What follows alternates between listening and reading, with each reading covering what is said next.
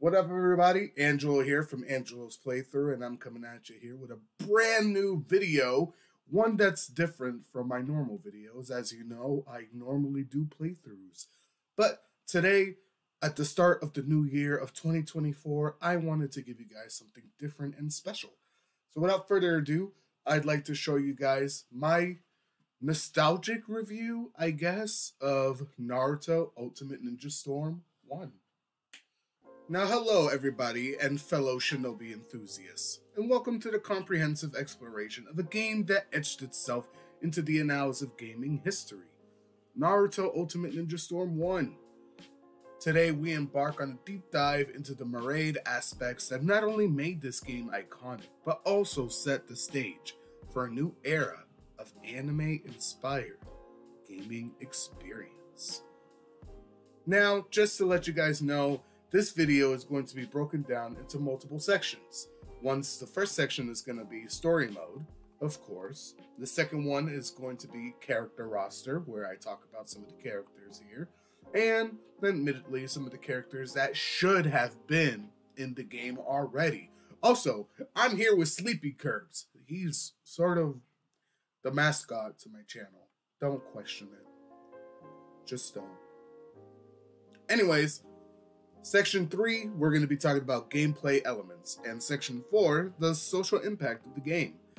And of course, there's going to be an added section for me, which you guys might like. It might spark some conversations, who knows? But it's going to be called Missing Opportunities. So, with that being said though, let's go ahead and start off with the first section being Story Mode, a cinematic odyssey. As we immerse ourselves in the world of Naruto Ultimate Ninja Storm, the story mode stands out as a testament to the game's commitment to faithfully recreating the narrative magic of the Naruto series. From Naruto's humble origins to the epic confrontation with formidable adversaries, the game artfully weaves a cinematic tapestry of ninja lore. The animated cutscenes, akin to brushstrokes on a canvas, draw players into the Hidden Leaf Village's rich tapestry, creating an immersive experience that resonates with both fans of the anime and newcomers alike. In the story mode, the game tackles most of the major arcs of Part 1 Naruto, except for one which we will get back to later. It starts out just like in the anime. We get the opening tale of how the Nine Tails destroyed the Hidden Leaf, and how it was sealed away by the 4th Hokage. Skip to the current time and we see Naruto getting ready to start his ninja journey with Squad 7, which includes Kakashi Hatake as the sensei, Sakura Haruno, the one everybody hates, and Sasuke Uchiha. We all know about his emo lifestyle back when he was a kid. Bro just had no sense of happiness within him. The last of the Uchiha during this point in time. After succeeding in Kakashi's training arc, we skip all of the Zabuza arc, which is such a shame for some reason. I'll bring it up in the end though. The major arcs that are tackled are the Chunin exam arc, where we fight against Gaara, the Tsunade search arc, where we bump into the Akatsuki for the first time with Itachi and Kisame, while getting Tsunade to become the 5th Hokage, and of course the Sasuke retrieval arc, where boys became men. The game does a great job recreating these arcs in its own way, but the issue I have with the game is the lack of fat. What I mean is, there should have been more boss battles in the game. But overall, what it does great for the entry of a game that came out for the PlayStation 3. Section 2, folks, character roster, a symphony of shinobi styles. Turning our gaze towards the character roster, Naruto Ultimate Ninja Storm 1 dazzles with an extensive lineup of shinobi, I should say, each meticulously crafted to embody their unique abilities and personalities. From Naruto's energetic Rasengan to Sasuke's piercing Sharingan, the diversity of moves and techniques breathe life into the iconic characters. The roster serves as a love letter to fans, allowing them to step into the shoes of their favorite ninjas and engage in battles that authentically capture the spirit of the anime. Some of the character roster I wish they included, though, would have been Aruka, who we did get later on in Ninja Storm 4. Anko, I mean, come on. If she's a playable character in the Ninja Clash games, why can't she be here? As well as the regular Ultimate Ninja games from back then. The Sound Ninja 4, while we did end up getting these guys in Ninja Storm 4. And, might be a surprise, but I want the Sound Ninja 4, the Sound Ninjas from the Chunin exams. And, this might be a bit random, but maybe throw in Baki, Gara Sensei. I don't know. I feel like this poor dude gets no love whatsoever when it comes to games and the show itself. Zabuza and Haku should have been here from the start, but later were just DLCs for Ninja Storm 4. And of course, the one that I wish would have been added, Mizuki. Why Mizuki, you might ask? Because in my humble opinion, Mizuki should have been the introduction to the QTE.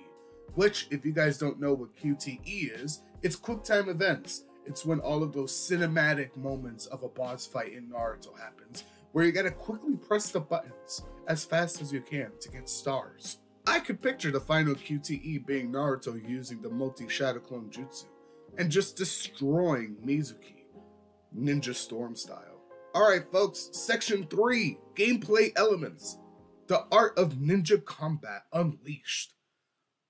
Venturing deeper into the gameplay elements, Naruto Ninja Storm 1 unveils a dynamic and fast-paced combat system.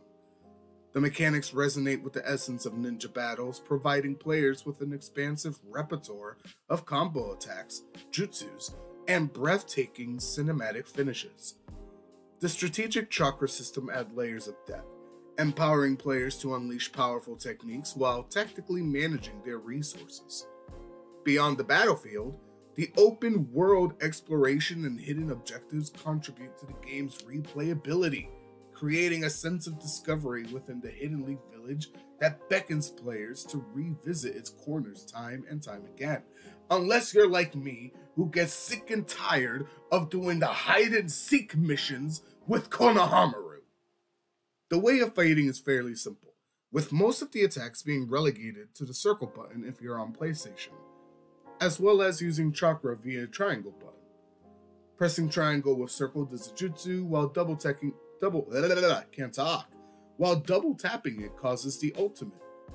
Now, when you hold down the triangle when you're low on health, some characters will do an awakening.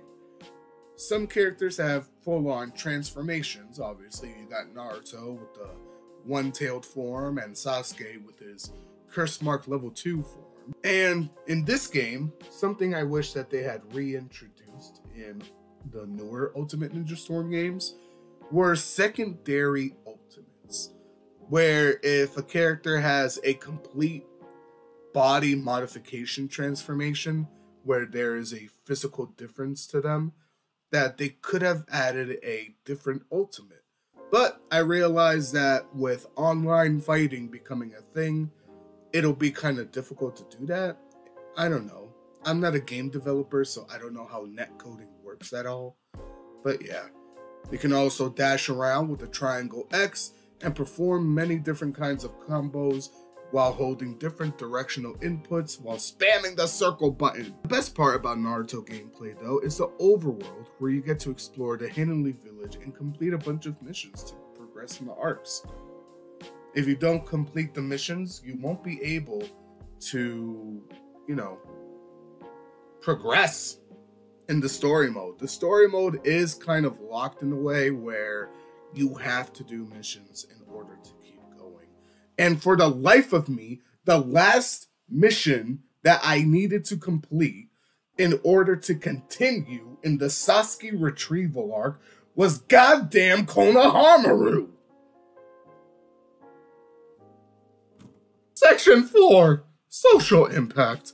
Forging bonds in the ninja community. As Naruto Ninja Storm 1 made its inevitable mark in the gaming landscape, its social impact resonated far beyond the pixels on the screen. The game became a cultural nexus for fans, fostering a vibrant community where players could bond over epic battles, share strategies, and relive memorable moments.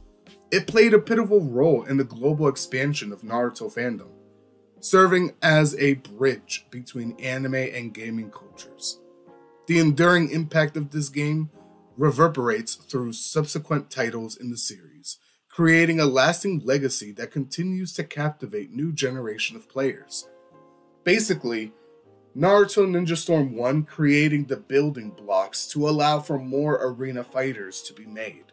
One could argue that past games, such as Dragon Ball Z, Tenkaichi 3, and the other Dragon Ball Z games, were the building blocks for arena fighters, but in my humble opinion, it was this first step in the Ninja Storm franchise that really made gaming companies take a look and say, this is a formula.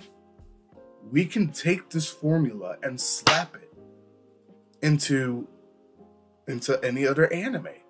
And we see it happening now, folks. We're watching it right now with Jujutsu Kaisen, Curse Battles, I think. Curse Clash, that's what it's called. And, many other animes, especially with Dragon Ball Z Sparking Zero coming back. Now, granted, Tenkaichi came before Ninja Storm, but you get the idea. Animes are getting the arena fighter treatment. It always has, and it's all thanks to Ninja Storm and its first steps. Conclusion! As we draw the shuriken on this deep dive into Naruto Ultimate Ninja Storm 1, it's become clear that this game is not just a title. It's a sprawling tapestry of ninja adventures filled with memorable characters, heart-pounding battles, and a narrative that echoes through the ages. The Hidden Leaf Village legacy lives on through the impact of this gaming master, ensuring that its place in the pantheon of iconic anime-inspired games remains unshakable. Now then, I mentioned before that there's going to be another section here, which I'm going to be calling Missed Opportunities. By no means am I a game developer and know how creating a game works. I don't know how difficult it is to make a game, so there's probably a plethora of reasons why these missed opportunities, as I'm calling them, weren't included in the game. Now then, the first missed opportunity that I want to talk about are missing characters. If there's something this game lacks, it's that it's missing important characters from Part 1 Naruto. Zabuza and Haku, while we did eventually get these two, should have been characters already introduced, since the Zabuza arc is what really made Naruto who he is as a character. Then there's Mizuki. I get it. Mizuki of all people should not be a character for obvious reasons. He barely did anything, he was only there for, the first episode?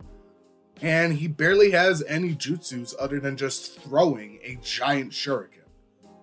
But if we take a page from Demon Slayer, the Hinokami Chronicles, that game has characters who we've never seen fight, and yet are given full movesets. As I said before, Mizuki would have been a perfect introduction to the QTE. And to make this quick, all of the support characters in the game should have been playable as well.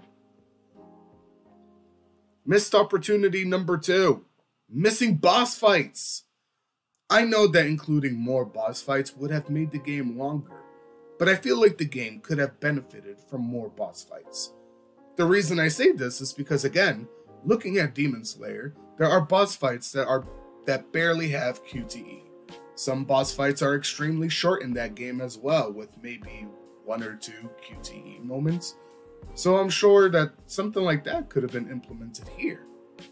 But I wanted to give a list of big boss battles that I would have loved to see in Ninja Storm 1 during its creation. Starting with the first one being Naruto vs. Mizuki. Again, would have been a great way to introduce the QTE system in Ninja Storm. Number 2, Kakashi vs. Zabuza. I mean, there's just multiple different ways that you can create a boss fight with Kakashi and Zabuza. The first stage could have just been, you know, I guess Kakashi doing the summoning of the ninja hounds, and then the second stage, like, it could have been a nice, cool water dragon brawl of some sort. Naruto and Sasuke versus Haku. Just could have imagined trying to dodge all of Haku's attacks while he's coming out from the ice mirrors, you know? A surprise one that I sort of mentioned, I think, previously, who knows, was the Sasuke and Naruto versus Orochimaru in the Forest of Death during the Chunin exams. How this wasn't a boss fight, I don't understand, especially for Sasuke. I mean, we did get like a cutscene involving Orochimaru, but that's not a boss fight. And 5, extremely ambitious of me to say, and a bit of a beg, I guess, is every fight in the Sasuke retrieval arc should have been a big boss fight with QTE. Listen, there should have been a quick time event for Choji's butterfly bomb. There should have been a quick time event for Neji defeating Kimimaro. There should have been one for Shikamaru, and especially one for Kiba. Like, could you imagine a cool QTE moment where Kiba and Akamaru turn into the two-headed wolf form, I guess it's called, and they did the wolf fang over fang against Sakon? That would have been so beautiful to see as a quick time event. And then, you know, you have Gaara and Rock Lee versus Kagemaru, is it? No, it's Kimimaru. What was the other one called? That spider guy called is not called Kimimaru. Is it? I think so. Either way, Bone Guy. But anyways, this has been my sort of, I wouldn't say deep dive, but my little explanation of Naruto Ninja Storm 1. The reason I wanted to do this is because I want to create these types of videos for the gameplays that I finish. And I want to start creating these extra videos in order to help my channel grow. And, you know, if you like what you're seeing, maybe check out some of my playthrough videos. That will tell the algorithm that you guys like what I'm doing. If not, let me know down below and tell me what direction you think the channel should go from here on out. And with that, thank you guys for watching. Now, if you'll excuse me, me and Sleepy Curbs are gonna go take a nap.